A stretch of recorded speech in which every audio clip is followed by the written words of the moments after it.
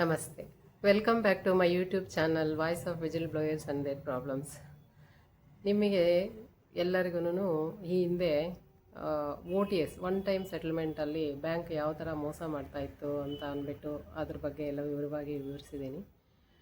ಆ OTS ಅಲ್ಲಿ ನಾನು ಸ್ವಲ್ಪ ಆ ವಿಷಯಗಳಲ್ಲಿ ಪ್ರಶ್ನೆಗಳು ಕೇಳಿ ಇಲ್ಲ ಅವ್ರು ಮಾಡಿದ್ದು ಸರಿ ಇಲ್ಲ ಅಂತ ಹೇಳಿದ್ದಕ್ಕೋಸ್ಕರ ನನಗೆ ಪನಿಷ್ಮೆಂಟ್ ಅಂತ ಅಂದ್ಬಿಟ್ಟು ಪನಿಷ್ಮೆಂಟ್ ಬ್ರಾಂಚಿಗೆ ಟ್ರಾನ್ಸ್ಫರ್ ಮಾಡಿದ್ರು. ನಮ್ಮ ಏರಿಯಾದಲ್ಲಿ ಪನಿಷ್ಮೆಂಟ್ ಬ್ರಾಂಚ್ ಅಂತ ಹೆಸರಾಗಿರೋ ಬಶೆಟ್ಟಹಳ್ಳಿ ಅನ್ನೋ ಊರಿಗೆ ನನಗೆ ಟ್ರಾನ್ಸ್ಫರ್ ಮಾಡಿದ್ರು.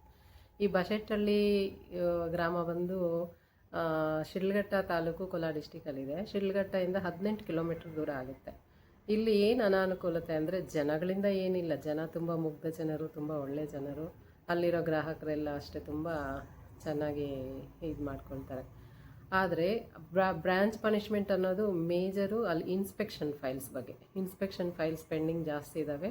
ಸೊ ಅದ್ರ ಬಗ್ಗೆ ಜೊತೆಗೆ ಬ್ರಾಂಚ್ ಬಿಲ್ಡಿಂಗು ಪ್ರಾಬ್ಲಮ್ ಈ ಥರ. ಸೊ ನಾನು ಟ್ರಾನ್ಸ್ಫರ್ ಆದಮೇಲೆ 3 ತಿಂಗಳು ರಿಪೋರ್ಟ್ ಮಾಡ್ಕೊಳ್ಳಿಲ್ಲ. ಯಾಕಂದರೆ ನಾನು ಒಬ್ಬಳೇ ಇರೋದು, ನನಗೆ ಅನಾನುಕೂಲತೆ ಇತ್ತು. ಅದು ಹೆಣ್ಮಕ್ಳಿಗೆ ಸೂಟ್ ಆಗೋ ಬ್ರ್ಯಾಂಚ್ ಅಲ್ಲ ಅಂತ ಎಲ್ಲರಿಗೂ ಗೊತ್ತು. ಆದರೆ ಇವರು ಬೇಕಂತ ಪನಿಷ್ಮೆಂಟ್ ಅಂತ ಕೊಟ್ಟಿದ್ದು. ಸರಿ, ನಾನು 3 ಸಾರಿ ಮಾಡಿಫಿಕೇಷನ್ಗೆ ಟ್ರೈ ಮಾಡಿದೆ. ಕೊನೆಗೆ ಚೇರ್ಮನ್ಗೆ ನಮ್ಮ ಯೂನಿಯನ್ ಕಡೆಯಿಂದ ಮೇಲ್ ಹಾಕಿಸಿ ರಿಕ್ವೆಸ್ಟು ಮಾಡಿಸಿದ್ವಿ, ಅವಕಾಶ ಕೊಡಿ ಮಾತಾಡಲಿಕ್ಕೆ ಅಂತ. ಆದರೆ ಅವ್ರು ನಮಗೆ ಅವಕಾಶವನ್ನು ಕೊಡಲಿಲ್ಲ. ಕೊನೆಗೆ ಚೇರ್ಮನ್ ಇದ್ದ ದಿವಸನೇ ನಮ್ಮ ಯೂನಿಯನ್ ಲೀಡರ್ ಶ್ರೀನಿವಾಸ್ ಗೌಡ ಅಂತ ಇದ್ದರು, ಅವ್ರ ಜೊತೆಯಲ್ಲಿ ನಾನು ಬಳ್ಳಾರಿಗೆ ಹೋದೆ. ಕೇಳಿ ನೋಡಿದ್ವಿ, ಆದರೆ ನಮಗೆ ಅವಕಾಶ ಕೊಡಲಿಲ್ಲ ಮಾತಾಡೋಕ್ಕೆ. ಹಾಗೆ ನಾವೇನು ಮಾಡಿದ್ವಿ, ಅಲ್ಲಿ chief manager staff section incharge ಅವ್ರ ಹತ್ರ ಮಾತಾಡೋಣ ಅಂತ ಹೋದ್ವಿ. ಅಲ್ಲಿ ಹೋದರೆ ಆ್ಯಕ್ಚುಲಾಗಿ ನಾನು ಜೀವಮಾನದಲ್ಲಿ ಕೇಳಿಲ್ಲ ಆ ಥರ ನನ್ನನ್ನು ಮಾತಾಡಿದ್ರು ಅವರು. ಆ್ಯಕ್ಚುಲಿಗೆ ಹೆಣ್ಮಗಳನ್ನ ಅಷ್ಟು ಕೆಟ್ಟದಾಗಿ ಮಾತಾಡೋರು ಇದ್ದಾರೆ ಅಂತ ಅಂದ್ಬಿಟ್ಟು ನನಗೆ ಗೊತ್ತೇ ಇಲ್ಲ. ಸೊ ಈ ವಿಚಾರ ಅಷ್ಟು ಚೀಪಾಗಿ ಮಾತಾಡಿದ ಚೀಫ್ ಮ್ಯಾನೇಜರ್ ಬಗ್ಗೆ ನಿಜವಾಗ್ಲೂ ತುಂಬ ಬೇಜಾರಾಗುತ್ತೆ. ಬಟ್ ಈ ವಿಚಾರನ ನಾನು ನೆಕ್ಸ್ಟ್ ವೀಡಿಯೋದಲ್ಲಿ ಹೇಳ್ತೀನಿ. ಅವ್ರು ಏನು ಮಾತಾಡಿದ್ರು, ಹೇಗೆ ಬಿಹೇವ್ ಮಾಡಿದ್ರು ಅನ್ನೋದನ್ನು ನಾನು ನಿಮಗೆ ಹೇಳ್ತೀನಿ ವಿವರವಾಗಿ. ಕೊನೆಗೆ ನನಗೆ ಯಾವುದೇ ಮಾಡಿಫಿಕೇಷನ್ ಆಗಲಿಲ್ಲ. ನಾನು ಮನೆಗೆ ಬಂದರೆ ಬಟ್ RO ಕಡೆಯಿಂದ ಮತ್ತು HO ಕಡೆಯಿಂದ ತುಂಬ ಪ್ರೆಷರ್ ಬಂದು ಲೆಟರ್ಸ್ ಎಲ್ಲ ಇಶ್ಯೂ ಮಾಡಿದ್ಮೇಲೆ ವಿಧಿ ಇಲ್ದಿರ ನಾನು ಮತ್ತೆ ಬಶೆಟ್ಟಹಳ್ಳಿ ಬ್ರಾಂಚ್ಗೆ ರಿಪೋರ್ಟ್ ಆದೆ. 3 ತಿಂಗಳಾದಮೇಲೆ 3 ತಿಂಗಳು ಟ್ರಾನ್ಸ್ಫರ್ ಆರ್ಡ್ರ್ ಬಂದ ಮೇಲೆ ಹೋಗಿ ರಿಪೋರ್ಟ್ ಆದೆ. ಅಲ್ಲಿಗೆ ಓದಿ ನೋಡಿದ್ರೆ ನನಗೆ ಆ್ಯಕ್ಚುಲಾಗಿ ಬ್ರ್ಯಾಂಚನ್ನು ನೋಡಿದ ತಕ್ಷಣವೇ ತುಂಬ ಶಾಕ್ ಆಯಿತು. ಈ ಥರ ಇರುತ್ತಾ ಪನಿಷ್ಮೆಂಟ್ ಬ್ರಾಂಚ್ ಅಂದರೆ, ಇದು ಹೇಗಿದೆಯಪ್ಪ ಅಂತ ಭಯನೂ ಆಯಿತು. ಕೊನೆಗೆ ರಿಪೋರ್ಟ್ ಆದಮೇಲೆ ಫಸ್ಟು ROಗೆ ಫೋನ್ ಮಾಡಿ ಎಲ್ಲ ಥರದ್ದು ವಿವರಿಸ್ಕೊಂಡು ನಾನು ಮತ್ತೆ ಅದ್ರ ಬಗ್ಗೆ ನೆಕ್ಸ್ಟ್ ಹೇಳ್ತೀನಿ ಏನೇನಾಯಿತು ಅಂತ. ನೀವು ತಕ್ಷಣಕ್ಕೆ ಪನಿಷ್ಮೆಂಟ್ ಬ್ರಾಂಚ್ ಹೇಗಿರುತ್ತೆ ಅನ್ನೋದನ್ನು ಒಂದು ಸಾರಿ ವಿಡಿಯೋ ನೋಡಿರಿ. ಆಮೇಲೆ ನಾನು ವಿವರವಾಗಿ ಇಲ್ಲಿ ನಡೆದಿರೋ ಅವ್ಯವಹಾರಗಳು ಮತ್ತು ಏನೇನಿದೆ ಬ್ರಾಂಚಲ್ಲಿ ಪ್ರಾಬ್ಲಮ್ಸ್ ಅನ್ನೋದನ್ನು, ಜೊತೆಗೆ ಬ್ರಾಂಚ್ ಬಿಲ್ಡಿಂಗ್ ಹೇಗಿದೆ, ಹೇಗೆ ಮೇಂಟೈನ್ ಮಾಡಿದ್ದಾರೆ ಅನ್ನೋದನ್ನು ನಾನು ಹೇಳ್ತೀನಿ. ಇದು ಬಶೆಟ್ಟಹಳ್ಳಿ ಬ್ರಾಂಚ್ನ ಸ್ಟಾಕ್ ರೂಮ್. ಇದರಲ್ಲಿ ಸ್ಪೆಸಿಮೆನ್ ಕಾರ್ಡ್ಸ್ ಆಗಿರ್ಬೋದು, ಸ್ಲಿಪ್ ಬಂಡ್ಸ್ ಆಗಿರ್ಬೋದು, ಫೈಲ್ಸ್ ಆಗಿರ್ಬೋದು, ಟ್ರಾನ್ಸಾಕ್ಷನ್ ಮಾಡಿರೋ ಎಲ್ಲ ಸ್ಲಿಪ್ ಬಂಡಲ್ಸು, ಯಾವುದೇ ಥರದ ಡಾಕ್ಯುಮೆಂಟ್ಸನ್ನು ಈ ರೂಮಲ್ಲೇ ಇಟ್ಕೋಬೇಕು. ಇದು ಈ ಥರ ಇರುವಂಥ ರೂಮು. ಇದು ಪನಿಷ್ಮೆಂಟ್ ಬ್ರಾಂಚ್ ಅಂದರೆ ಹೇಗಿರುತ್ತೆ ಅನ್ನೋದಕ್ಕೆ ನಿಮಗೊಂದು ಎಕ್ಸಾಂಪಲ್ ತೋರಿಸ್ತಾ ಇದ್ದೀನಿ ಅಷ್ಟೇ. ಆದರೆ ಇಲ್ಲಿಗೆ 3 ತಿಂಗಳಿಗೊಂದು ಸಾರಿ ರೀಜ್ನಲ್ ಆಫೀಸ್ ಅವರು ಎಕ್ಸಿಕ್ಯೂಟಿವ್ಸ್ ವಿಸಿಟ್ ಮಾಡಬೇಕು. RM ಆಗಿರ್ಬೋದು, ಇಲ್ಲ ಸ್ಕೇಲ್ 3 ಅವರಾಗಿರ್ಬೋದು.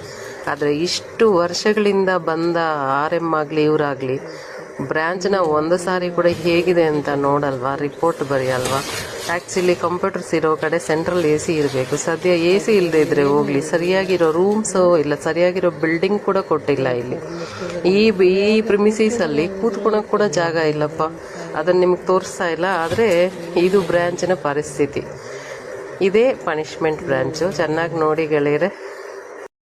ವಿಡಿಯೋ ನೋಡಿದ್ರಲ್ಲ, ಈ ವಿಡಿಯೋ ನೋಡಿದ್ರಲ್ಲ, ನಾನು ಫಸ್ಟು ಬ್ರಾಂಚಿಗೆ ರಿಪೋರ್ಟ್ ಆದ ತಕ್ಷಣ ಫಸ್ಟ್ ಕೆಲಸ ಮಾಡಿದ್ದು ಬ್ರಾಂಚ್ ಪ್ರಿಮಿಸಸ್ ಕ್ಲೀನ್ ಮಾಡೋದು.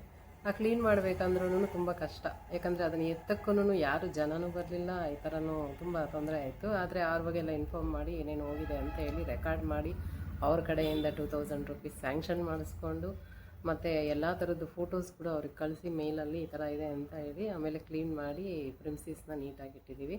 ಅದ್ರ ವಿಡಿಯೋ ಕೂಡ ಈಗ ಅಪ್ಲೋಡ್ ಮಾಡ್ತೀನಿ. ಅದನ್ನು ನಾನು ನೋಡ್ರಿ, ಆಮೇಲೆ ಮತ್ತೆ ಮಾತಾಡ್ತೀನಿ.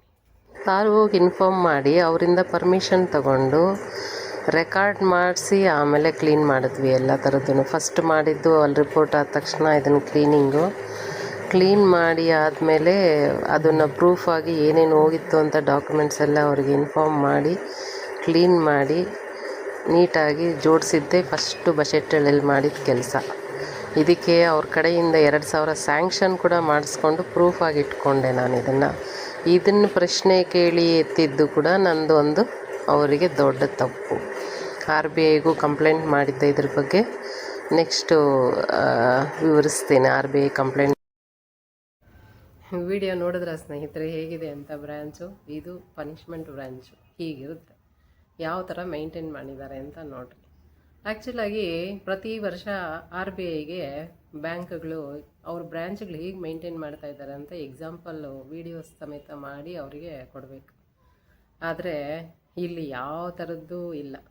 ನಮ್ಮಲ್ಲಿ ಈ ಬ್ರ್ಯಾಂಚ್ ನೋಡಿದ್ರೆ ಅಟ್ಲೀಸ್ಟ್ ಎಕ್ಸಿಕ್ಯೂಟಿವ್ಸು 3 months ಒನ್ಸ್ ಬಂದಾಗ ಈ ಬ್ರ್ಯಾಂಚ್ ಹಿಂಗೆ ಇಟ್ಕೊಂಡಿದ್ದೀರಾ, ಯಾಕೆ ಇಟ್ಕೊಂಡಿದ್ದೀರಾ ಅಂತ ಮ್ಯಾನೇಜರ್ನೂ ಕೇಳಿಲ್ಲ, ಇಲ್ಲ ಯಾಕೆ ನೀಟಾಗಿ ಇಟ್ಕೊಂಡಿಲ್ಲ, ಯಾಕಿದೆ ಅಂತ. ವಿಸಿಟ್ ಮಾಡಿದವ್ರು ವಿಸಿಟ್ ರಿಪೋರ್ಟಲ್ಲೂ ಏನೂ ಬರೆದಿಲ್ಲ ಇದುವರೆಗೂ. ಇಲ್ಲ ಪ್ರಿನ್ಸಸ್ ಚೇಂಜ್ ಮಾಡಿರಿ, ಇಲ್ಲ ಈ ಥರ ಇದೆ ಅಂತ ಅಂದ್ಬಿಟ್ಟು ಒಬ್ಬ ಎಕ್ಸಿಕ್ಯೂಟಿವ್ ಬರೆದಿಲ್ಲ. ಸೊ ಇದು ಪರಿಸ್ಥಿತಿ. ನಮ್ಮಲ್ಲಿ ಈ ಎಕ್ಸಿಕ್ಯೂಟಿವ್ಸು ಕೆನರಾ ಬ್ಯಾಂಕಿಂದ ಡೆಪ್ಯೂಟಾಗಿ ಬರ್ತಾರಲ್ವ ನಮ್ಮನ್ನು ಆಳಕ್ಕೆ, ಬ್ರಿಟಿಷರ ಥರ. ಅವರು ಪ್ರತಿ ಸಾರಿ ಬಂದಾಗ್ಲೂ ಅವರಿಗೆ ಅವರ ರೂಮು ಕರ್ಟನ್ನಿಂದ ಹಿಡಿದು ಫರ್ನಿಚರಿಂದ ಹಿಡಿದು ಎಲ್ಲ ಥರದ್ದು ಚೇಂಜ್ ಮಾಡ್ಕೊಳ್ತಾರೆ. ಆದರೆ ನಮ್ಮಲ್ಲಿ ಕ್ಯಾಶಿಯರ್ಗೆ ಕೂತ್ಕೊಳಕ್ಕೆ ಚೇರ್ ಇಲ್ಲ, ಅಲ್ಲಿ ಕ್ಯಾಬಿನ್ ಇಲ್ಲ, ಅಂದರೆ ಕ್ಯಾಶು ಸಪ್ರೇಟಾಗಿ ಅವರು ಹ್ಯಾಂಡಲ್ ಮಾಡೋಕ್ಕೆ ಚಿಕ್ಕ ಟೇಬಲ್ಲು ಓಪನ್ ಇದು. ಆದರೆ ಎಷ್ಟು ಪರಿಸ್ಥಿತಿ ಇದಾಗಿದೆ ಅಂದರೆ ನಿಜವಾಗ್ಲೂ ತುಂಬ ಬೇಜಾರಾಗುತ್ತೆ. ಆ ಕ್ಯಾಶಿಯರು ಬೆಳಗ್ಗೆ ಕ್ಯಾಶ್ ತೆಗೆಯುವಾಗ ಕೂತ್ರೆ ಆತ ಮತ್ತು ಕ್ಯಾಶ್ ಕ್ಲೋಸ್ ಆಗೋವರೆಗೂ ಆ ಜಾಗ ಬಿಟ್ಟು ಕದಲಲ್ಲ. ಯಾಕಂದರೆ ಕ್ಯಾಶ್ ಯಾರು ಯಾವಾಗ ಎತ್ಕೊಂಡು ಹೋಗ್ತಾರೋ ಗೊತ್ತಾಗಲ್ಲ. ಸೊ ಆತ ಕ್ಯಾಶು ಸೇಫ್ಗೆ ಹೋಗೋವರೆಗೂ ವಾಶ್ರೂಮಿಗೆ ಸಹ ಹೋಗಲ್ಲ. ಇದು ಪರಿಸ್ಥಿತಿ. ಜೊತೆಗೆ ನಮ್ಮಲ್ಲಿರೋ ಫರ್ನಿಚರು ಮ್ಯಾಕ್ಸಿಮಮ್ಮು ಆ್ಯಕ್ಚುಲಾಗಿ ಕೆನರಾ ಬ್ಯಾಂಕಲ್ಲಿ ಅವರಿಗೆ 0 ವ್ಯಾಲ್ಯೂ ಆಗಿ ಫರ್ನಿಚರ್ಸ್ ಗುಜರಿಗೆ ಹಾಕುವಂಥ ಟೇಬಲ್ಲು ಆ ಥರ ವಸ್ತುಗಳೆಲ್ಲ ಮದರ್ ಬ್ಯಾಂಕ್ ಅಲ್ವಾ. ಸೊ ಮಕ್ಕಳಿಗೆ ಆ್ಯಕ್ಚುಲಿ ಒಳ್ಳೇದು ಕೊಡಬೇಕಾಗಿತ್ತು, ಆದರೆ ಇಲ್ಲ, ಎಲ್ಲದು ಗುಜರಿಗೆ ಹಾಕೋ ಅಂಥ ಟೇಬಲ್ಗಳು ಚೇರ್ಗಳು ಅಲ್ಲಿ ಬಿಸಾಕೋ ಅಂಥವು ಎತ್ಕೊಂಡು ಬಂದು ಕರ್ನಾಟಕ ಗ್ರಾಮೀಣ ಬ್ಯಾಂಕಲ್ಲಿದ್ದಾವೆ. ಅದೇ ಚೇರು ಟೇಬಲ್ಲೇ ಬಶೆಟ್ಟಳ್ಳಿ. ಸೊ ಇದು ಪರಿಸ್ಥಿತಿ. ನಾನು ನನ್ನನ್ನು ಕೆಲಸದಿಂದ ವಜಾ ಮಾಡಿದ ತಕ್ಷಣ ಫಸ್ಟ್ ಮೊದಲ ಜಯ ನಂದು ಅಂದರೆ ಹೋರಾಟದಲ್ಲಿ ಈ ಬಶೆಟ್ಟಳ್ಳಿ ಬ್ರ್ಯಾಂಚ್ ಬಗ್ಗೆ RBI ಕಂಪ್ಲೇಂಟ್ ಮಾಡಿತ್ತು, ಈ ಥರ ಇದೆ ಬ್ರ್ಯಾಂಚು ಅಂತ. ಸೊ ಅವರು ಇಮಿಡಿಯೇಟಾಗಿ ಸ್ವಲ್ಪ ಟೈಮ್ ಕೊಟ್ಟು ಅದನ್ನು ಮತ್ತೆ ನಮ್ಮ ಮ್ಯಾನೇಜ್ಮೆಂಟ್ ಕಡೆ ಟೇಕ್ ಆಫ್ ಮಾಡಿ ಎಲ್ಲ ಮಾಡಿದ್ಮೇಲೆ ಅವರು ಒಪ್ಕೊಂಡ್ರು, ನಾವು ಬಿಲ್ಡಿಂಗ್ ಶಿಫ್ಟ್ ಮಾಡ್ತಾಯಿದ್ದೀವಿ, ಈ ಥರ ಇದೆ, ಟರ್ಮೈಟ್ಸ್ಗೆಲ್ಲ ಇದು ಮಾಡಿದ್ದೀವಿ ಅಂತ. ಎಲ್ಲ ಥರದ್ದು ಕರೆಸ್ಪಾಂಡೆನ್ಸ್ ಏನೇನಾಯಿತು ಅಂತ ನಿಮಗೆ ಈಗ ನೆಕ್ಸ್ಟ್ ವಿಡಿಯೋದಲ್ಲಿ ತೋರಿಸ್ತೀನಿ. ಈ ಥರ ನಮ್ಮ ಬ್ಯಾಂಕಿನ ಪರಿಸ್ಥಿತಿ ಹೀಗಿದೆ. ಇದು RBIಯಿಂದ ಬಂದಿರೋವಂಥ ಪತ್ರ. ಇದರಲ್ಲಿ ಬ್ರಾಂಚ್ ಶಿಫ್ಟ್ ಮಾಡೋ ಬಗ್ಗೆ ಮತ್ತು ಅದರ ಡೀಟೇಲ್ಸನ್ನು ಇದರಲ್ಲಿ ಮೆನ್ಷನ್ ಮಾಡಿದ್ದಾರೆ. ನಾನು ಕಂಪ್ಲೇಂಟ್ ಮಾಡಿರೋ ಪತ್ರ ಹಿಂದ್ಗಡೆ ಎನ್ಕ್ಲೋಸ್ ಮಾಡಿದ್ದೀನಿ ಇದ್ರ ಜೊತೆಯಲ್ಲಿ, ಮತ್ತು ಆ ಬ್ರ್ಯಾಂಚ್ದು ಪ್ರಿಮ್ಸಿಸ್ದು ಕೂಡ ಇದರಲ್ಲಿ ಹಾಕಿದ್ದೀನಿ. ಇದು ಒಂದು ನಾನು ಬ್ಯಾಂಕ್ ವಿರುದ್ಧ ಮಾಡಿರೋ ಹೋರಾಟದಲ್ಲಿ ಒಂದು ಪ್ರಥಮ ಜಯ ಅಂತಲೇ ಹೇಳ್ಬೋದು. ಆದರೆ ಈ ಥರ ಬ್ರಾಂಚಸ್ಸು ಇರುತ್ತೆ ಅಂತ ನನಗೆ ಅಲ್ಲಿಗೆ ಹೋದ ಮೇಲೇ ಗೊತ್ತಾಗಿದ್ದು, ಈ ಥರನೂ ಮೇಂಟೈನ್ ಮಾಡ್ತಾರೆ ಅಂತ. RBI ಕಂಪ್ಲೇಂಟ್ ಮಾಡಿದ್ದು ಜೊತೆಗೆ ಕಂಪ್ಲೇಂಟಿಗೆ ಒಂದು ಒಳ್ಳೆ ಪ್ರತಿಫಲ ಸಿಕ್ಕಿದ್ದು. ಇದು ನನ್ನ ಬ್ಯಾಂಕಿನ ವಿರುದ್ಧ ಹೋರಾಟದಲ್ಲಿ ಒಂದು ಜಯ. ನಮ್ಮಲ್ಲಿ ಯಾವ್ಯಾವ ರೀತಿ ಭ್ರಷ್ಟಾಚಾರ ಆಗುತ್ತೆ ಅದರ ಕಂಪ್ಲೇಂಟ್ ಕೊಟ್ಟಿರೋ ಕಂಪ್ಲೇಂಟ್ನ ಆ್ಯಕ್ಚುಲಿ ಮ್ಯಾನೇಜ್ಮೆಂಟು ಇದು ಬೇಸ್ಲೆಸ್ಸು ವೇಗು ಅನ್ನೋದು ಅವರು ಇದೇ ಥರನೇ ನಾನು ಫೈಟ್ ಮಾಡ್ತಾಯಿದ್ರು, ಎಲ್ಲೂ ನನಗೆ ನ್ಯಾಯ ಸಿಗಲಿಲ್ಲ. ಈಗ ಬಶೆಟ್ಟಳ್ಳಿ ಬ್ರ್ಯಾಂಚಲ್ಲಿ ಒಂದು ಉದಾಹರಣೆಗಾಗಿ, ಯಾಕಂದರೆ ಹಲವು ಬ್ರ್ಯಾಂಚಲ್ಲಿ ಇದು ಸುಮಾರು ಬ್ರಾಂಚ್ಗಳಲ್ಲಿ ನಡೆದಿದೆ, ಆದರೆ ಇದು ನಾನು ಎಕ್ಸಾಂಪಲಾಗಿ ನಿಮಗೆ ಹೇಳ್ತೀನಿ. ಯಾಕಂದರೆ ವಿತ್ ಡಾಕ್ಯುಮೆಂಟ್ಸು ನಾನು ನಿಮಗೆ ತೋರಿಸಿ ಆಮೇಲೆ ಮತ್ತೆ ಎಕ್ಸ್ಪ್ಲೈನ್ ಮಾಡ್ತೀನಿ. ನಾನು ಕೊಟ್ಟ ಕಂಪ್ಲೇಂಟಲ್ಲಿ ಇನ್ಸ್ಪೆಕ್ಷನ್ನು ಅನ್ನೋದರಲ್ಲಿ ತುಂಬ ಮೋಸಗಳು ನಡೀತಾ ಇದೆ ಅಂತ ಹೇಳಿದೆ. ಯಾಕಂದರೆ ಸಣ್ಣ ಇಶ್ಯೂಸ್ ಕೂಡ ಚಾರ್ಜ್ ಶೀಟ್ ಇಶ್ಯೂ ಆಗಿ ಅವರಿಗೆ ಪನಿಷ್ಮೆಂಟ್ಗಳಾಗಿ ಬೆನಿಫಿಟ್ಗಳು ಬರದೇ ಇರೋರು ಸುಮಾರು ಜನ ಇದ್ದಾರೆ. ಆದರೆ ಇಲ್ಲಿ ಬಶೆಟ್ಟಳ್ಳಿಯಲ್ಲಿ ಏನಾಗಿದೆ, ಅಲ್ಲಿ ಆ್ಯಕ್ಚುಲಿ ಪನಿಷ್ಮೆಂಟ್ ಬ್ರಾಂಚ್ ಅನ್ನೋದೇ ಇನ್ಸ್ಪೆಕ್ಷನ್ ಫೈಲ್ಸಿ. ಪೆಂಡಿಂಗ್ ಇನ್ಸ್ಪೆಕ್ಷನ್ ಫೈಲ್ಸ್ ಜಾಸ್ತಿ ಇದ್ದಾವೆ, ಅದನ್ನು ಸುಧಾರಿಸೋಕ್ಕಾಗ್ತಾ ಇಲ್ಲ. ಜೊತೆಗೆ ಅದಕ್ಕೆ ಸರಿಯಾದ ಡಾಕ್ಯುಮೆಂಟ್ಸ್ ಸಿಗಲ್ಲ, ಯಾಕಂದರೆ ಎಲ್ಲ ಗೆದ್ದಲು ತಿಂದಾಕ್ಬಿಟ್ಟಿದೆ. ಸೊ ಈ ಥರ ಇರೋದ್ರಿಂದ ಅದು ಪನಿಷ್ಮೆಂಟ್ ಬ್ರಾಂಚ್ ಅಂತಲೇ ಹೆಸರಾಗಿದೆ. ಅಲ್ಲಿ ಆ್ಯಕ್ಚುಲಾಗಿ ನನಗೆ ಹಿಂದಿನ ಮ್ಯಾನೇಜರು ಒಬ್ಬರು ಸಂಪತ್ ಕುಮಾರ್ ಅಂತ, ಅದಕ್ಕೆ ಹಿಂದಿನ ಮ್ಯಾನೇಜರ್ ಹೆಸರು ಸಂಪತ್ ಕುಮಾರ್ ಅಂತ. ಆದರೆ ನನ್ನ ಹಿಂದಿನ ಮ್ಯಾನೇಜರು ಅವರು ಭಯ ಬಿದ್ದೆ ಆ ಬ್ರ್ಯಾಂಚಲ್ಲಿ ಕೆಲಸ ಮಾಡೋಕ್ಕಾಗಲ್ಲ ಅಂತ, ಜೊತೆಗೆ ಅವ್ರಿಗೂ ಹೆಲ್ತ್ ಇಶ್ಯೂ ಇದೆ ಅಂಥೇಳಿ ಅವರು VRS ತೊಗೊಂಡ್ಬಿಟ್ರು. ಆದರೆ ಹಿಂದಿನ ಮ್ಯಾನೇಜರು ಅಲ್ಲಿ ವರ್ಕ್ ಮಾಡಿದವರು ಆ್ಯಕ್ಚುಲಾಗಿ ಇನ್ಸ್ಪೆಕ್ಷನ್ ಫೈಲು ಅವ್ರಿಗೆ ಜವಾಬ್ದಾರಿ ಇತ್ತು, ಹಳೆ ಫೈಲ್ಸ್ ಅದು. ಸೊ ನಾನು ಹೋದಾಗ 2 offline file, 2 online file pending ಇತ್ತು. ಸೊ ಈ ಆನ್ಲೈನ್ ಫೈಲು ಇದು ಎಲ್ಲ ಇತ್ತು. ನಮಗೆ ರಿವ್ಯೂ ಮೀಟಿಂಗ್ ಕರೆದಾಗ ಅಕ್ಟೋಬರಲ್ಲಿ ನಾನು ಆ್ಯಕ್ಚುಲಾಗಿ ಆರ್ವೋಗೆ ಹೋದಾಗ ನನಗೂ ಭಯ ಆಗ್ತಾಯಿತ್ತು. ಇದು ನಾನು ಹೋಗಿದ್ದೇ ನಿಧಾನ, ಜೊತೆಗೆ ಫೈಲ್ಸ್ ಎಲ್ಲ ಜಾಸ್ತಿ ಇದೆ, ಫೈಲ್ಸ್ ಕೂಡ ನೋಡೋಕ್ಕಾಗಿಲ್ಲ. ಸೊ ಏನು ಆನ್ಸರ್ ಮಾಡಬೇಕು ಅಂತ ಗೊತ್ತಿರಲಿಲ್ಲ. ಆದರೆ ನನಗೆ ಅಲ್ಲಿ ಹೋದಾಗ ಶಾಕ್ ಆಯಿತು. ಏನಂದರೆ ಸುಮ್ಮನೆ ಅದು ಅವಳು ನೋಡ್ಕೊಂಡು ಹೋಗಿದೆ ಪೆಂಡಿಂಗ್ ಇರೋ ಪಾಯಿಂಟ್ಸ್ ಎಲ್ಲ, ಆದರೆ ಪಾಯಿಂಟ್ ವೈಸು ಅಟೆಂಡ್ ನೋಡಿರಲಿಲ್ಲ. ಅಲ್ಲಿಗೆ ಹೋದರೆ ROದಲ್ಲಿ ನಿಮ್ದು ಯಾವುದು ಇನ್ಸ್ಪೆಕ್ಷನ್ ಫೈಲ್ ಇಲ್ಲ, 2 ಕ್ಲೋಸ್ ಆಗಿಬಿಟ್ಟಿದ್ದಾವೆ ಆಫ್ಲೈನ್ ಫೈಲ್ಸ್. ನನಗೆ ಶಾಕ್ ಆಯಿತು, ಯಾಕಂದರೆ ಯಾವುದೇ ಕರೆಸ್ಪಾಂಡೆನ್ಸ್ ಇಲ್ಲ, ಏನೇ ಇಲ್ಲ ಅಂತ. ಮತ್ತೆ ಬ್ರ್ಯಾಂಚಿಗೆ ಹೋಗಿ ಎಲ್ಲ ಚೆಕ್ ಮಾಡಿ ನೋಡಿದ್ವಿ, ಯಾವುದೇ ಪತ್ರ ವ್ಯವಹಾರ ಆಗಿಲ್ಲ. ಪೆಂಡಿಂಗ್ ಇರೋದಕ್ಕೆ ಮಾತ್ರ ಕಳಿಸಿದ್ದಾರೆ. 40 ಪೆಂಡಿಂಗ್ ಪಾಯಿಂಟ್ಸ್ ಇದೆ 2 ಫೈಲಲ್ಲಿ, ಹಳೆಯದು. ಸೊ ಹಾಗಾಗಿ ನಾನು ಮತ್ತೆ ಕರೆಸ್ಪಾಂಡೆನ್ಸ್ ಮಾಡಿದೆ ರೀಜ್ನಲ್ ಆಫೀಸಿಗೆ, HOಗೆ, ಮತ್ತು ಇನ್ಸ್ಪೆಕ್ಷನ್ ಸೆಕ್ಷನ್ನು ಅಂದರೆ ಮೈಸೂರಲ್ಲಿದೆ ವಿಂಗು. ಸೊ ಅವರಿಗೆ ಕರೆಸ್ಪಾಂಡೆನ್ಸ್ ಮಾಡಿ, ಈ ಥರ ಫೈಲ್ಸ್ ಇದ್ದಾವೆ ಆದರೆ ಕ್ಲೋಸ್ ಆಗಿದೆ ಅಂತ ಇದ್ದಾರೆ, ಕ್ಲೋಸ್ ಆಗಿರೋದಕ್ಕೆ ಲೆಟರ್ ಕೊಡಿ, ಮತ್ತು ಕರೆಸ್ಪಾಂಡೆನ್ಸ್ ಆಗಿರೋದು ಏನಾದರೂ ಇದ್ದರೆ ಕೊಡ್ರಿ, ಬ್ರ್ಯಾಂಚಲ್ಲಿ ಇಲ್ಲ ಅಂತ ಕೇಳಿದೆ. ಅದಕ್ಕೆ ಅವರು ಬೇರೆ ರೀತಿಯೇ ಇದು ಮಾಡಿದೆ. ಕ್ಲೋಸ್ ಆಗಿರೋದನ್ನು ನೀನು ಯಾಕೆ ಇದು ಮಾಡೋಕ್ಕೆ ಹೋಗ್ತೀವಿ ಅಂತ. ಕ್ಲೋಸ್ ಆಗಿದೆ, ಬಟ್ ಈ ಫೈಲ್ಗಳಲ್ಲಿ ಏನೂ ಡೀಟೇಲ್ಸ್ ಇಲ್ಲ ಅನ್ನೋದು ನನಗೂ ಕಾಳಜಿ ಇತ್ತು, ಯಾಕಂದರೆ ನನ್ನ ಜವಾಬ್ದಾರಿನೂ ಬರುತ್ತಲ್ವ. ಸೊ ಹಾಗಾಗಿ ಇದ್ರ ಬಗ್ಗೆ ಪತ್ರ ವ್ಯವಹಾರಗಳಾಯಿತು, ಆದರೆ ಯಾವುದೇ ರೆಸ್ಪಾನ್ಸ್ ಇಲ್ಲ. ನಾನು ಅವ್ರನ್ನ ಒತ್ತಾಯಪೂರ್ವಕವಾಗಿ ಅದು ಕರೆಸ್ಪಾಂಡೆನ್ಸ್ ಕೊಡಿ ಅಂದರೆ ಬೇಜವಾಬ್ದಾರಿಯಿಂದ ಅವರು ನನಗೆ ಮೌಖಿಕವಾಗಿ ಹೇಳಿದ್ರೆ ಹೊರತು ಲಿಖಿತ ಮೂಲಕ ಯಾವುದೇ ಪ್ರೂಫು ಕೊಡಲಿಲ್ಲ, ಏನೂ ಕೊಡಲಿಲ್ಲ. ಇಲ್ಲಿ ಏನಾಗಿದೆ, ಆ ಹಳೆ ಮ್ಯಾನೇಜರ್ ಅವ್ರನ್ನ ಬಚಾವ್ ಮಾಡಲಿಕ್ಕೆ, ಅಂದರೆ ಅವರಿಗೆ ಎಲ್ಲ ಬೆನಿಫಿಟ್ಸು ಕೊಟ್ಟು ಕಳ್ಸೋಕ್ಕೆ ರೀಜ್ನಲ್ ಆಫೀಸು ಮತ್ತು ಇನ್ಸ್ಪೆಕ್ಷನ್ ವಿಂಗು ಎಲ್ಲ ಒಂದಾಗಿ ಆ ಇನ್ಸ್ಪೆಕ್ಷನ್ ಫೈಲ್ಸಿಗೆ ಇಲ್ಲ ಅನ್ನೋ ಥರ ರೆಕಾರ್ಡ್ ಮಾಡ್ಕೊಂಡ್ಬಿಟ್ಟಿದ್ದಾರೆ. ಸೊ ಅದನ್ನು ಕ್ಲೋಸ್ ಮಾಡಿದಂಗೆ ಇದು ಮಾಡ್ಕೊಂಡಿದ್ದಾರೆ. ಬ್ರ್ಯಾಂಚಲ್ಲಿ ಇದುವರೆಗೂ ಕ್ಲೋಸ್ ಆಗಿಲ್ಲ, ಏನು ಕರೆಸ್ಪಾಂಡೆನ್ಸ್ ನಡೆದಿಲ್ಲ. ಆದರೆ ರೀಜ್ನಲ್ ಆಫೀಸಲ್ಲಿ ಮತ್ತು ಇನ್ಸ್ಪೆಕ್ಷನ್ ವಿಂಗಲ್ಲಿ ಕ್ಲೋಸ್ ಆದಾಗೆ. HO ಅವ್ರನ್ನ ಕೇಳಿದ್ರೆ ಅವರು ಕಳಿಸಿದ್ರು 40 ಪಾಯಿಂಟ್ ಪೆಂಡಿಂಗ್ ಇದೆ, ಇದನ್ನು ಅಟೆಂಡ್ ಮಾಡಿಲ್ಲ ಅನ್ನೋದನ್ನು ಅವರು ಮೇಲ್ ಕಳಿಸಿದ್ರು. ಆದರೆ ಇವರಿಬ್ಬರು ಕ್ಲೋಸ್ ಆಗಿದೆ ಅಂತಾರೆ, ಆದರೆ ಡಾಕ್ಯುಮೆಂಟ್ಸ್ ಮಾತ್ರ ಕೊಡ್ತಾ ಇಲ್ಲ. ಆ ಮ್ಯಾನೇಜರು ಸಂಬಂಧಿತ ಒಂದು ಲೋನ್ ಕೂಡ ಪೇಪರ್ ಮಿಸ್ಸಿಂಗ್ ಕೇಸ್ದು, ನೀವು ನಂಬ್ತಿರೋ ಬಿಡ್ತೀರಾ, ವಿತಿನ್ 24 ಅವರ್ಸಲ್ಲಿ OTSಲ್ಲಿ ಕ್ಲೋಸ್ ಮಾಡೋಕ್ಕಿದ್ದಾರೆ. ಆ ಪಾಯಿಂಟ್ನ ಕ್ಲೋಸ್ ಮಾಡೋಕ್ಕೆ, ಅಂದರೆ ಆನ್ಲೈನ್ ಇದು ಮಿಸ್ಸಿಂಗ್ ಪೇಪರ್ದು ಆ್ಯಕ್ಚುಲಿ ಜಾಬ್ ಕನ್ಸರ್ನ್ ಮ್ಯಾನೇಜರ್ಗೆ ತಲೆಗೆ ಕಟ್ತಾರೆ ಅಂಥದ್ದು. ಅದನ್ನು ಈ ಥರ ರಿಟೈರ್ಡ್ ಆಗೋಕ್ಕೆ ಮುಂಚೆ ವಿತಿನ್ 24 ಅವರ್ಸಲ್ಲೇ ಎಷ್ಟು ಕ್ಲೀನಾಗಿ, ಅದು HO ಸ್ಯಾಂಕ್ಷನ್ OTSಲ್ಲಿ ಕ್ಲೋಸ್ ಮಾಡಿಸ್ಕೊಂಡಿದ್ದಾರೆ. ಸೊ ಈ ಥರ ಅವ್ಯವಹಾರಗಳೆಲ್ಲ ನಡೆದಿದ್ದಾವೆ. ಆ ಮ್ಯಾನೇಜರ್ನ ಮನೆಗೆ ಸಂತೋಷವಾಗಿ ಕಳಿಸ್ಬೇಕು ವಿತ್ ಬೆನಿಫಿಟ್ಸು ಅಂತ. ಇಲ್ಲಿ ಎಷ್ಟು ಭ್ರಷ್ಟಾಚಾರ ನಡೆಯುತ್ತೆ ಅಂದರೆ ಅಪ್ ಟು GMವರೆಗೂ ಒಂದು ವಿಂಗೇ ಆ ಥರ ಇದೆ. ಅಂದರೆ ಅವ್ರಿಗೆ ಬೇಕಾದವ್ರನ್ನ ಬಚಾವ್ ಮಾಡಲಿಕ್ಕೆ ಎಲ್ಲ. ಈಗಲೂ ಒಂದು 70 ವರ್ಷದ ಮೇಲಿನ ಜನ ಇನ್ಸ್ಪೆಕ್ಷನ್ ಫೈಲ್ ಪೆಂಡಿಂಗ್ ಇದೆ ಅಂತ ₹1 ಬೆನಿಫಿಟ್ ಬರ್ದಿರ ಈಗಲೂ ಒದ್ದಾಡ್ತಾ ಇರೋರು ಇದ್ದಾರೆ.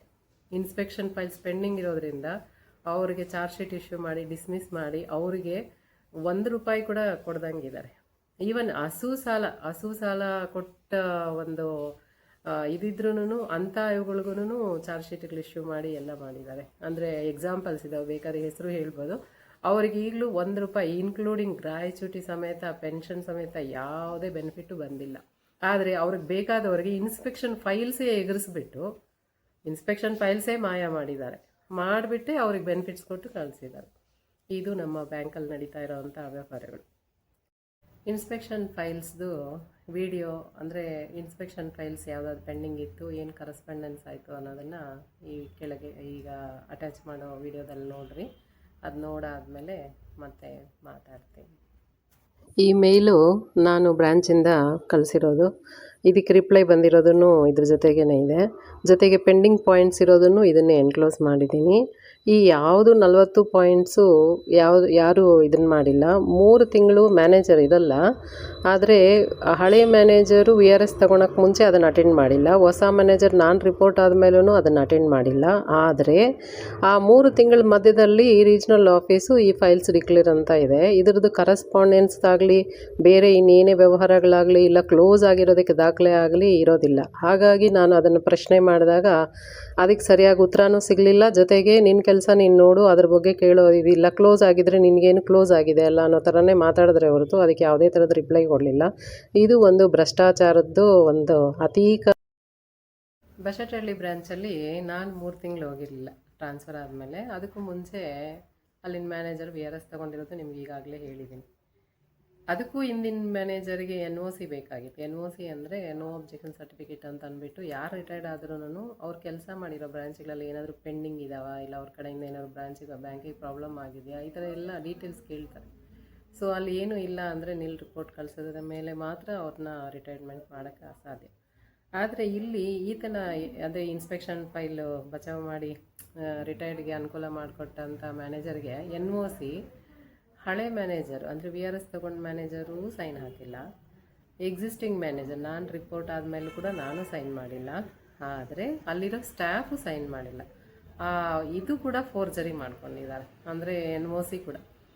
ಸೊ ಈ ಥರ NOC ಮಾಡಿ ಅವ್ರಿಗೆ ರಿಟೈರ್ಮೆಂಟು ಸಂತೋಷವಾಗಿ ಕಳಿಸಿ ಎಲ್ಲ ಬೆನಿಫಿಟ್ಸ್ ಕೊಟ್ಟು ಕಳಿಸ್ಕೊಟ್ಟಿದ್ದಾರೆ.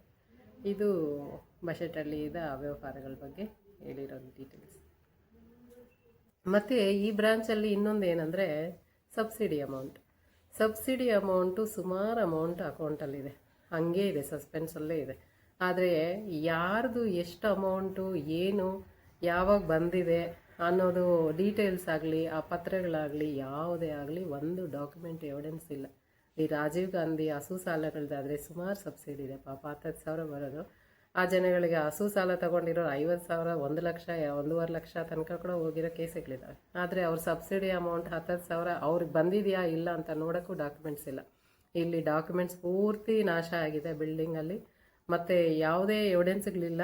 ಆ ಅಕೌಂಟ್ಗಳಲ್ಲಿ ಕೊಳಿತಾ ಇರೋ ಸಬ್ಸಿಡಿ ಅಮೌಂಟ್ ಬಗ್ಗೆ ಯಾರೂ ಕಾಳಜಿನೂ ವಹಿಸ್ತಾ ಇಲ್ಲ. ಅದ್ರ ಬಗ್ಗೆ ಕೇಳಿದ್ರು ಏನು ಡಾಕ್ಯುಮೆಂಟ್ಸು ಇಲ್ಲ, ಎವಿಡೆನ್ಸು ಇಲ್ಲ. ಇದು ಪನಿಷ್ಮೆಂಟ್ ಬ್ರಾಂಚ್ ಕತೆ. ಈ ಥರ ಇದೆ. ಇನ್ಸ್ಪೆಕ್ಷನ್ನಲ್ಲಿ ಎಷ್ಟೊಂದು ಅವ್ಯವಹಾರಗಳಾಗ್ತಾ ಇರ್ತವೆ ಅನ್ನೋದಕ್ಕೆ ಇನ್ನೊಂದು ಬ್ರ್ಯಾಂಚಿನ ಕತೆ ಕೂಡ ಹೇಳ್ತೀನಿ. ಅಂದರೆ ಸುಮಾರು ಬ್ರಾಂಚ್ಗಳಲ್ಲಾಗಿದೆ, ಆದರೆ ಎವಿಡೆನ್ಸು ನಿಮಗೆ ತೋರಿಸ್ಬೇಕಾಗಿರೋವಂಥ ಬ್ರಾಂಚ್ಗಳಲ್ಲೇ ನಾನು ಹೇಳ್ತೀನಿ. ನಮ್ಮಲ್ಲಿ ಇನ್ಶೂರೆನ್ಸ್ ಸ್ಕೀಮ್ ಅಂತ ಒಂದಿದೆ, ಅದು ಕೆನರಾ ಬ್ಯಾಂಕ್ದು. ಆದರೆ ನಮ್ಮಲ್ಲಿ ಒತ್ತಾಯಪೂರ್ವಕವಾಗಿ ನಮ್ಮಲ್ಲೂ ಇಂಟ್ರೊಡ್ಯೂಸ್ ಮಾಡಿದ್ದಾರೆ ಅದನ್ನು. ಅದು ಇನ್ಶೂರೆನ್ಸ್ ಸ್ಕೀಮು ಒಳ್ಳೆಯದೇ ಇದೆ, ಅದರ ಬಗ್ಗೆ ನಾವೇನು ಕಾಮೆಂಟ್ ಎರಡನೇ ಮಾತು ಹೇಳೋಂಗೆ ಇಲ್ಲ. ಯಾಕಂದರೆ ಅದು ಗ್ರಾಹಕರಿಗೆ ಅನುಕೂಲವಾಗಿರುವಂಥ ಇನ್ಶೂರೆನ್ಸ್ ಸ್ಕೀಮ್. ಈ ಇನ್ಶೂರೆನ್ಸ್ ಸ್ಕೀಮಲ್ಲಿ ಆ್ಯಕ್ಚುಲಾಗಿ ಎಲ್ಲರಿಗೂ ಅಂದರೆ ಇದು commission based, in the sense ಎಕ್ಸಿಕ್ಯೂಟಿವ್ಸಿಗೆಲ್ಲ ಅದರ ಮೂಲಕ ಕಮಿಷನ್ ಬೇಸ್ಡ್ ಹೋಗುತ್ತಂತೆ. ಒಬ್ಬ ಹಿರಿಯ ಅಧಿಕಾರಿ ಕೂಡ ಮೈಸೂರಲ್ಲಿ ಒಂದು ಸೈಟ್ ಕೊಟ್ಟಂಗೆ ವದಂತಿ ಕೂಡ ಇದೆ ಅದರ ಇದು. ಆದರೆ ಈ ಬ್ರ್ಯಾಂಚ್ಗಳಲ್ಲಿ ಎಲ್ಲ ಏನಾಗುತ್ತೆ ಅಂದರೆ ಸ್ವಲ್ಪ ಮ್ಯಾನೇಜರ್ಸ್ಗೂ ಮೋಟಿವೇಶನ್ ಆಗಿ ಸ್ವಲ್ಪ ಟ್ರಿಪ್ಗಳು ಕರ್ಕೊಂಡು ಹೋಗ್ತಾರೆ, ಎಲ್ಲ ಥರದ್ದು ಆಗುತ್ತೆ, ಅದು ಓಕೆ. ಬಟ್ ಏನಂದರೆ ಗ್ರಾಹಕನಿಗೆ ಎಕ್ಸ್ಪ್ಲೈನ್ ಮಾಡಿ ಇದು ಈ ರೀತಿ ಇದೆ ಅಂದರೆ ಅವನು ಒಪ್ಕೊಂಡು ನಮಗೆ ಪಾಲಿಸಿ ಮಾಡ್ಕೊಳ್ತೀವಿ ಅಂದರೆ ಮಾಡಿಸೋದ್ರಲ್ಲಿ ತಪ್ಪು ಏನಿಲ್ಲ. ಆದರೆ ಬ್ಯಾಂಕಲ್ಲಿ ಏನಾಗ್ತಾ ಇದೆ ಅಂದರೆ ಈ ಮುದ್ರಾ ಲೋನು ಯಾವುದೇ ಲೋನು ಕೊಟ್ಟರು ಡೈರೆಕ್ಟಾಗಿ ಲೋನ್ ಪ್ರೊಸೀಡಿಂಗ್ಸಿಂದನೇ ಇನ್ಶೂರೆನ್ಸ್ಗೆ ಅಕೌಂಟಿಂದ ಡೆಬಿಟ್ ಮಾಡೋಕ್ಕಿದ್ದಾರೆ. ಸೊ ಆ್ಯಕ್ಚುಲಾಗಿ ಇನ್ಶೂರೆನ್ಸು ಲೋನ್ ಅಮೌಂಟಲ್ಲಿ ಯಾವುದೇ ಇದನ್ನು ಡೆಬಿಟ್ ಮಾಡೋಂಗಿಲ್ಲ. ಈಗ ಹಿಂದೆ ಹಸು ಸಾಲಗಳು ಕೊಟ್ಟು ಹಸುಗೆ ಸಾಲ ಕೊಟ್ಟ ಮೇಲೆ ಹಸುಗೆ ಇನ್ಶೂರೆನ್ಸ್ ಮಾಡಿಸ್ಬೇಕು. ಆ ಇನ್ಶೂರೆನ್ಸ್ ಮಾಡಿಸ್ಬೇಕಂದ್ರೂ ಗ್ರಾಹಕ ಮೊದಲೇ ಲೋನ್ ಕೊಡೋಕ್ಕೆ ಮುಂಚೆನೇ ಆ ಇನ್ಶೂರೆನ್ಸ್ ದುಡ್ಡು ಅಕೌಂಟಿಗೆ ಕಟ್ಟಬೇಕು. ಆಮೇಲೆ ನಾವು ಹಸು ಸಾಲ ಕೊಟ್ಟ ಮೇಲೆ ಆ ಇನ್ಶೂರೆನ್ಸ್ ದುಡ್ಡನ್ನ ನಾವು ಕನ್ಸರ್ನ್ಡ್ ಇದಕ್ಕೆ ಕಚೇರಿಗೆ ಕಳಿಸ್ಕೊಡ್ತೀವಿ ಇನ್ಶೂರೆನ್ಸ್ಗೋಸ್ಕರ.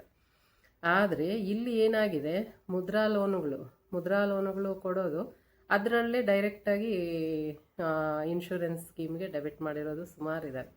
ಎಕ್ಸಾಂಪಲ್ಗೆ ನಮ್ಮೂರಲ್ಲೇ ಮುಳಬಾಲ್ ಬ್ರಾಂಚಲ್ಲೇ ಸುಮಾರು 100 ಅಕೌಂಟ್ಗಳ ಮೇಲೆ ಇದೆ ಡೈರೆಕ್ಟಾಗಿ ಮಾಡೋದು. ಆ್ಯಕ್ಚುಲಾಗಿ ಇದೆಲ್ಲ ಮ್ಯಾನೇಜ್ಮೆಂಟು ಅದು ಇನ್ಸ್ಪೆಕ್ಷನ್ ಅಬ್ಸರ್ವೇಷನ್ ಆದ್ರೂ ಅದನ್ನು ಆರ್ ಒ ಲೆವೆಲಲ್ಲಿ ಜಾಟಿಂಗ್ ಲೆವೆಲಲ್ಲೇ ಮುಚ್ಚಾಕಿದ್ದಾರೆ. ಏನಾಗುತ್ತೆ ಈಗ ಲೋನ್ ತೊಗೊಂಡವನು ಏನು ಮಾಡ್ತಾನೆ, ಅವನು ಏನೋ ಬಂಡವಾಳ ಹಾಕ್ಕೊಳಕ್ಕೆ ತೊಗೊಂಡಿರ್ತಾನೆ, ಆದರೆ ಆ ಲೋನ್ ದುಡ್ಡು ಅವ್ನು ಕಟ್ಟಲ್ಲ ಸರಿಯಾಗಿ. 100 ಜನಕ್ಕೆ ಕೊಟ್ಟಿದ್ರೆ ಒಂದು 5-10 ಜನ ಕರೆಕ್ಟಾಗಿ ಕಟ್ಟಿದ್ರು ಇನ್ನು 90 ಜನ ಡಿಫಾಲ್ಟರ್ಸ್ ಆಗೇ ಆಗ್ತಾರೆ. ಆ ಡಿಫಾಲ್ಟರ್ಸ್ ಆದವರು ಏನು ಮಾಡ್ತಾರೆ, ನಿಧಾನಕ್ಕೆ ಕಟ್ತಾರೆ, ಜೊತೆಗೆ ಒ ಟಿ ಎಸ್ಸಿಗೆ ಬರ್ತಾರೆ, ಏನೇನೋ ಪ್ರಾಬ್ಲಮ್ಸ್ ಇರ್ತವೆ. ಯಾಕಂದರೆ ಅವ್ರದ್ದು ತಪ್ಪಲ್ಲ, ಜೀವನ ಆಗಿರುತ್ತೆ. ಆದರೆ ಇಲ್ಲಿ ಈ ಇನ್ಶೂರೆನ್ಸ್ ಕಟ್ಟಿರೋದು ಅದು ಪ್ರತಿ ವರ್ಷ ಕಟ್ಟಬೇಕು. ಆ ಪ್ರತಿ ವರ್ಷ ಕಟ್ಟೋದು ಅವನು ಕಟ್ಟಲ್ಲ. ಅದೇನಾಗುತ್ತೆ, ಇದು ಇನ್ಶೂರೆನ್ಸ್ ಕಂಪನಿಗೆ ದೊಡ್ಡ ಲಾಭ. ಯಾಕಂದರೆ ಡಿಫಾಲ್ಟ್ ಆದರೆ ಆ ದುಡ್ಡು ಅವನಿಗೆ ಮತ್ತೆ ಕೊಡೋದಿಲ್ಲ, ಅವನಿಗೆ ಯಾವುದೂ ಬೆನಿಫಿಟ್ಟು ಬರೋಲ್ಲ. ಇದೊಂಥರ ಹಗಲು ದರೋಡೆ ಥರ. ಇದು ಎಲ್ಲ ಬ್ರಾಂಚಸಲ್ಲೂ ಮ್ಯಾನೇಜ್ಮೆಂಟ್ ಚೆಕ್ ಮಾಡಲಿ. ಆ ಚೆಕ್ ಮಾಡಿ ಯಾರ್ಯಾರು ಯಾವ ಥರ ಮಾಡಿದಾರೋ ಅಟ್ಲೀಸ್ಟ್ ಅವ್ರಿಗೆ ವಾರ್ನಿಂಗ್ ಕೊಟ್ಟು ಈ ಥರ ಮಾಡಬಾರ್ದು ಅಂತಾದರೂ ಹೇಳಬೇಕು. ಆದರೆ ಚೆಕ್ ಮಾಡಿ ಬರ್ತಿರೋದನ್ನು ಕೂಡ ಮುಚ್ಚಾಕಿದ್ದಾರೆ. ಇಲ್ಲೂ ಇನ್ಸ್ಪೆಕ್ಷನಲ್ಲಿ ಈ ಥರ ಕೆಲಸಗಳಾಗ್ತವೆ. ಇದೊಂದೇ ಬ್ರಾಂಚ್ ಅಲ್ಲ, ಸುಮಾರು ಬ್ರಾಂಚ್ಗಳಲ್ಲಿ ಈ ಥರ ಆಗಿದ್ದಾವೆ. ಯಾವುದು ಲೋನಿಂದ ಡೈರೆಕ್ಟು ಪ್ರೊಸೀಡಿಂಗ್ಸ್ ಯಾವುದೇ ಇದಾಗಲಿ ಡೆಬಿಟ್ ಮಾಡಬಾರ್ದು. ಆದರೆ ಇಲ್ಲಿ ಲೋನ್ ಕೊಟ್ಟಿದ್ದ ತಕ್ಷಣವೇ ಫಸ್ಟ್ ಮಾಡಿರೋದು ಇನ್ಶೂರೆನ್ಸ್ಗೆ ಡೆಬಿಟ್ ಮಾಡೋಕ್ಕೆ. ಆ ಲೋನ್ ಅಮೌಂಟಲ್ಲಿ ಇನ್ಶೂರೆನ್ಸ್ ಡೆಬಿಟ್ ಮಾಡಿದ್ದಾರೆ ಇದಂತ. ಮತ್ತು ನಮ್ಮ ಬ್ಯಾಂಕ್ಗಳಲ್ಲಿ ಯಾರಾದರೂ ಸರಿ, ಸಿಬ್ಬಂದಿಗೆ ಸಂಬಂಧಿತ GL ಅಪ್ರೈಸರ್ ಆಗಲಿ ಇಲ್ಲ ವ್ಯಾಲ್ಯೂಯೇಟರ್ ಆಗಲಿ ಈ ಥರದವರು ಬ್ಯಾಂಕಿಗೆ ರೆಕಮೆಂಡ್ ಮಾಡಲ್ಲ. ಅಂದರೆ ಕೆಲಸಕ್ಕೆ ಸೇರಿಸೋದಾಗಲಿ ಆ ಥರ ಎಲ್ಲ ಮಾಡಲ್ಲ. ಆದರೆ ಇಲ್ಲಿ ನಮ್ಮ ಒಬ್ಬ ಮ್ಯಾನೇಜರ್ ಬಾಮೈದ, ಅದು ಅವನು ಬಂದು ಆಂಧ್ರದವನು ಅವ್ರ ಹೆಂಡತಿ ತಮ್ಮ ಅವನ್ನ ಆ್ಯಕ್ಚುಲಾಗಿ ಇಲ್ಲೇ ನಮ್ಮ ಬ್ಯಾಂಕಲ್ಲಿರೋ ಆಧಾರ್ ಸೆಂಟ್ರಲ್ಲೇ ಅವನ ಹೆಸರನ್ನ ಅಡ್ರೆಸ್ನ ನಮ್ಮ ಕರ್ನಾಟಕಕ್ಕೆ ಚೇಂಜ್ ಮಾಡಿ, ಏನು ಅನುಭವ ಇಲ್ಲದೆ ಇರೋ ಅವನಿಗೋಸ್ಕರ ಇದು ಮಾಡಿ ಮಂಡಿಕಲ್ B ಬ್ರಾಂಚಲ್ಲಿ GL ಅಪ್ರೈಸರ್ ಆಗಿ ಅವನ್ನ ಸೇರಿಸಿದ್ದಾರೆ. ಅನುಭವನೇ ಇಲ್ಲ ಅವನಿಗೆ, ಜೊತೆಗೆ ಅವನು ಆಂಧ್ರದ ಹುಡುಗ, ಜೊತೆಗೆ ಇದು ಮ್ಯಾನೇಜರು ಬಾಮೈದನಿಗೆ ಅವನಿಗೆ ಕೆಲಸ ಬೇಕು ಅನ್ನೋ ಉದ್ದೇಶದಿಂದ ಅಲ್ಲಿ ಇದ್ದ ಹಳೆ GL ಅಪ್ರೈಸರ್ನ ತೆಗೆದು RO ಪೀಪಲ್ ಜೊತೆಯಲ್ಲಿ ಶಾಮೀಲಾಗಿ ಅವನ ಅನುಭವ ಇಲ್ಲದೆ ಇರೋಂಥವನ್ನ ತಗೊಂಡೋಗಿ ಮಂಡಿಕಲ್ B ಬ್ರಾಂಚಲ್ಲಿ RO ಪರ್ಮಿಷನ್ ಜೊತೆಯಲ್ಲಿ ಅಲ್ಲಿ GL ಅಪ್ರೈಸರ್ ಹಾಕಿ ಸೇರಿದ್ದಾರೆ. ನಮ್ಮ ಬ್ರ್ಯಾಂಚ್ಗಳಲ್ಲಿ ಎಷ್ಟು ಸಾರಿ ಫೇಕ್ ಗೋಲ್ಡ್ ಆಗಿ ಎಷ್ಟು ಪ್ರಾಬ್ಲಮ್ಸ್ ಇದಾಗಿ ಎಷ್ಟೊಂದು ಥರ ತೊಂದರೆ ಇದೆ. ಅನುಭವ ಇಲ್ಲದೆ ಇರೋದೊಂದು, ಜೊತೆಗೆ ನಮ್ಮ ತಮ್ಮ ನೆಂಟರನ್ನ ಅಂದರೆ ಸ್ವಂತ ಬಾಮೈದಾಗಿರ್ಬೋದು. ಇಲ್ಲಿ ಎಂಥ ಅವ್ಯವಹಾರಗಳು ನಡೆಯುತ್ತೆ ಅಂದರೆ ದುಡ್ಡು, ಇನ್ಫ್ಲೂಯೆನ್ಸು, ಅವ್ರದ್ದೇ ಸಾಮ್ರಾಜ್ಯಗಳು, ಅವ್ರದ್ದೇ ಇದು ಒಳಗಡೆ ಏನೇನು ನಡೀತವೆ ಅಂದರೆ ತುಂಬ ಅವ್ಯವಹಾರಗಳು ನಡೀತವೆ. ಇದು ನಾಳೆ ಇನ್ನೊಂದು ಥರ ಪ್ರಾಬ್ಲಮ್ ಕ್ರಿಯೇಟ್ ಆಗೋವಂಥ ಪರಿಸ್ಥಿತಿ. ಇದು ಈ ಥರ ಇನ್ಸ್ಪೆಕ್ಷನ್ ಆಗಲಿ ಮ್ಯಾನೇಜ್ಮೆಂಟ್ ಆಗಲಿ ಯಾವ ಥರ ನಡ್ಕೊಳ್ಳುತ್ತೆ ಅನ್ನೋದಕ್ಕೆ ಇದು ಒಂದು ಉದಾಹರಣೆ. ಬ್ಯಾಂಕ್ನಲ್ಲಿ ಆಡಿಟ್ ನಡೆಯುತ್ತೆ, ಆದರೆ ಆಡಿಟ್ ನಡೆಯುವಾಗ ಏನಾಗುತ್ತೆ ಅಂದರೆ ಬ್ರಾಂಚ್ಗಳಿಗೆ ಬರ್ತಾರಲ್ಲ ಆಡಿಟ್ ಮಾಡೋಕ್ಕೆ, ಅವರೆಲ್ಲ ಟ್ರೈನೀಸ್ ಮಕ್ಕಳು. ಅಂದರೆ ಈ ಚಾರ್ಟೆಡ್ ಅಕೌಂಟೆಂಟ್ ಹತ್ರ ಕೆಲಸ ಕಲಿಯೋಕ್ಕೆ ಬರ್ತಾರಲ್ಲ ಅಂಥ ಮಕ್ಕಳನ್ನ ಕಲಿಸ್ತಾರೆ. ಅವರಿಗೆ ಏನು ಗೊತ್ತಿರಲ್ಲ ಪಾಪ. ಅವ್ರು ಬಂದು ಬ್ಯಾಂಕ್ಗಳೆಲ್ಲ ಆಡಿಟ್ ಮಾಡೋದು. ಅದು ಎಷ್ಟೊತ್ತು ಮಾಡ್ತಾರೆ, ಆ ಬ್ಯಾಚು ಒಂದು 3-4 ಜನ ಬರೋ ಬ್ಯಾಚು ಆಡಿಟಿಗೆ ಬರೋವಂಥ ಟ್ರೈನೀಸು, ಅವರು ದಿನಕ್ಕೆ 5ರಿಂದ 6 ಬ್ರಾಂಚ್ ಕವರ್ ಮಾಡ್ತಾರೆ. ಅಂದರೆ ಒಂದು ವರ್ಷದ ಟ್ರಾನ್ಸಾಕ್ಷನ್ನು ಅವರು ವಿತಿನ್ ಹಾಫ್ ಆನ್ ಅವರ್ 1 ಅವರಲ್ಲಿ ಮುಗಿಸ್ಕೊಂಡು ಹೋಗ್ತಾರೆ. ಯಾಕಂದರೆ ಒಂದು ಬ್ರಾಂಚಿಂದ ಒಂದು ಬ್ರಾಂಚಿಗೆ ಹೋಗ್ಬೇಕಂದ್ರೆ ಟೈಮ್ ಹಿಡಿಸುತ್ತೆ. ಅಷ್ಟು ಮಾತ್ರ ಆಡಿಟ್ ಮಾಡ್ತಾರೆ. ಎಲ್ಲಿ ಆಡಿಟ್ ಕೂಡ ಸರಿಯಾಗಿ ಆಗಲ್ಲ. ಆಡಿಟ್ ಅವ್ರನ್ನೇ ಇವರು ಬ್ಯಾಂಕ್ ಅವ್ರು ಕೊಂಡ್ಕೊಂಡೇ ಆಡಿಟ್ ಮಾಡಿಸ್ತಾರೆ. ಸುಮ್ಮನೆ ನಾಮಕಾವಸ್ಥೆ. ಬ್ಯಾಂಕಲ್ಲಿ ನಡೆಯೋ ಅವ್ಯವಹಾರಗಳನ್ನ ನೀಟಾಗಿ ಆಡಿಟ್ ಮಾಡಿಸೋದು ಕೂಡ ಇಲ್ಲ. ಒಂದು ಬ್ರಾಂಚ್ನ ಇವಾಗ ಯಾವುದೋ ಬ್ರಾಂಚ್ ಸೆಲೆಕ್ಟ್ ಮಾಡ್ತೀವಿ, ಎಲ್ಲ ಬ್ರಾಂಚು ಸೆಲೆಕ್ಟ್ ಮಾಡಲ್ಲ, ಆದರೆ ಆ ಬ್ರಾಂಚನ್ನ ಕೂಡ ಕರೆಕ್ಟಾಗಿ ನೋಡಲ್ಲ, ಎಲ್ಲ ಮಕ್ಕಳ ಕೈಯಲ್ಲಿ ಮಾಡಿಸ್ತಾರೆ. ಈ ಥರ ಆಡಿಟ್ದು ಪ್ರಾಬ್ಲಮ್ ಇದೆ ಬ್ಯಾಂಕಲ್ಲಿ. ಸ್ನೇಹಿತರೆ, ಮುಂದಿನ ವಿಡಿಯೋದಲ್ಲಿ ನಾನು ಇಬ್ಬರು ಹುಡುಗರು ಡೆತ್ ಆಗಿರೋ ಬಗ್ಗೆ ನಿಮಗೆ ಫಸ್ಟ್ ವಿಡಿಯೋದಲ್ಲೇ ಹೇಳಿದ್ದೆ. ಆ ಹುಡುಗರು ಯಾವ ರೀತಿ ಡೆತ್ ಆದರು, ಏನಕ್ಕೋಸ್ಕರ ಆದರು, ಅವ್ರು ಮಾಡಿದ ಅವ್ಯವಹಾರಗಳೇನು, ಮತ್ತು ಮ್ಯಾನೇಜ್ಮೆಂಟು ಇದಕ್ಕೆ 100% ಜವಾಬ್ದಾರಿ ಹೇಗಾಗುತ್ತೆ ಅನ್ನೋದ್ರ ಬಗ್ಗೆ ವಿತ್ ಪ್ರೂಫು ನಾನು ನಿಮಗೆ ನೆಕ್ಸ್ಟ್ ವಿಡಿಯೋದಲ್ಲಿ ಹೇಳ್ತೀನಿ. ವಾಯ್ಸ್ ಆಫ್ ವಿಜಿಲ್ ಬ್ಲೋಯರ್ಸ್ ಈ ನನ್ನ ಯೂಟ್ಯೂಬ್ ಚಾನಲ್ನ ದಯವಿಟ್ಟು ಸಬ್ಸ್ಕ್ರೈಬ್ ಮಾಡಿ, ಶೇರ್ ಮಾಡಿ, ಎಲ್ಲರಿಗೂ ಜಾಗರೂಕತೆ ಆಗೋದಕ್ಕೆ ಅನುಕೂಲ ಮಾಡಿಕೊಡಿ. ದಯವಿಟ್ಟು ಶೇರ್ ಮಾಡಿ. ನಮಸ್ತೆ.